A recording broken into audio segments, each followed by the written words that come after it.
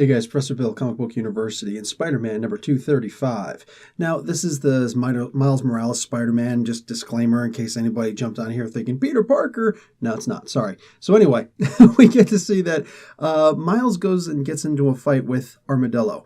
Now, he lost his web shooters over in Tokyo, and he's not wearing his costume because he's thinking about just doing something completely different, which is cool. I actually genuinely agree with this decision. I think that it's a good idea. So anyways, he's fighting Armadillo. Armadillo's not putting up with that silly little Bioshock thing that he does. Come on, man. That Venom Blast? What? Come on. I'm going to take you out. And Miles is like, well, I've got a much more powerful version. He's saying this to himself. He's not telling the bad guy what he's doing. But he's like, but it leaves me dizzy and pretty much combat ineffective for a while. So I wish I had something in between. As he's sitting there doing what he's doing, all of a sudden he does have something in between. On top of that, he's got some kind of a venom punch that he can use. And on top of that, he's got some kind of a venom silly string that he's using. It's basically like his webbing that comes out of his fingers. And it's all golden and it's kind of freaking cool.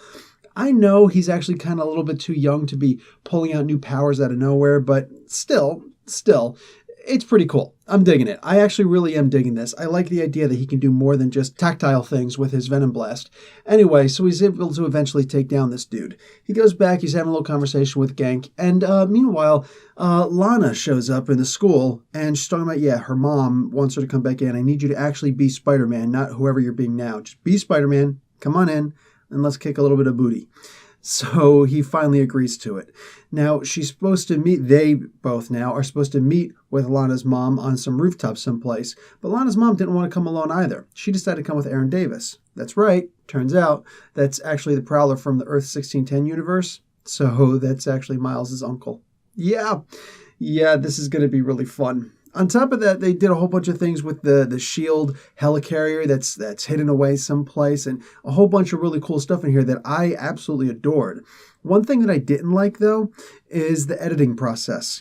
I'm sorry, I'm older, and I remember way back in the day, when comic books, specifically the Marvel comic books, the editing was all over the place, and I mean that in a really positive way, as good as possible.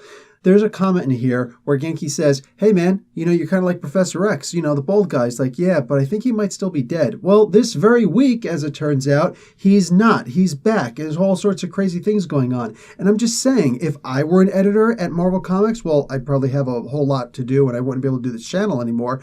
But if we had a really, really good editor there who was on top of things and was kicking people in the butt to be like they used to be, there would be somebody who would put in a quick little text box in the bottom colored in yellow, and it would say, for more on that, check Astonishing X-Men issue number 6.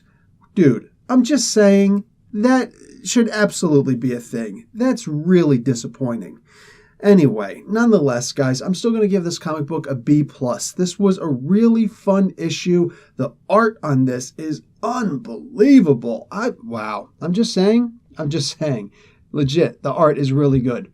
Oscar Bazaldua. Also, obviously, Brian Michael Bendis. But, I'm really sad that the guy's leaving because I don't know what exactly is going to happen with Miles. It could be a good thing, could be a bad thing, but it's definitely going to be a thing. And I guess we're going to have to see it together. Anyway, guys, Professor Bill, Comic Book University. Class dismissed.